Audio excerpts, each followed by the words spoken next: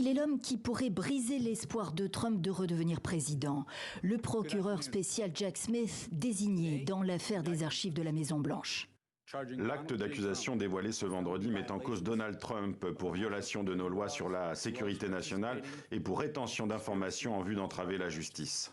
37 chefs d'accusation au total pour cette seule affaire, dont celui de faux témoignages. Les lois s'appliquent à tous, rappelle le procureur, qui veut un procès rapide, dans l'intérêt de l'inculpé, qui reste innocent jusqu'à ce qu'un tribunal l'ait jugé coupable au-delà du doute raisonnable, dit-il, mais aussi dans l'intérêt du public. Les Américains ont découvert les photos du dossier, des cartons d'archives récupérés par le FBI qui n'avaient rien à faire dans les propriétés de Trump. Et à l'intérieur, plusieurs milliers de documents classés secret défense, déménagés de la salle de bal de Mar-a-Lago à une salle de bain. Il y a de nombreux détails sur le déménagement des cartons d'un endroit à l'autre.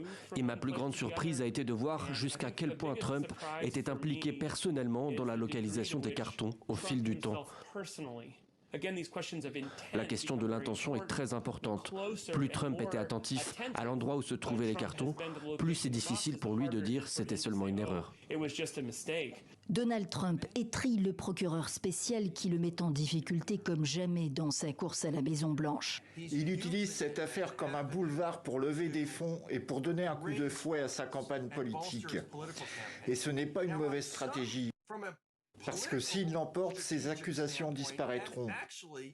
En tant que président des États-Unis, il pourra demander au département de la justice d'abandonner les poursuites le concernant. L'affaire peut-elle changer la donne pour les primaires républicaines?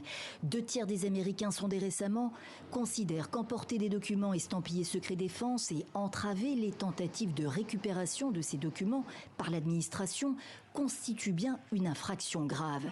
Chez les républicains, les rivaux de Trump commencent à prendre leur distance, si ce n'est déjà fait, tout en prenant garde de ne pas froisser l'électorat trumpiste.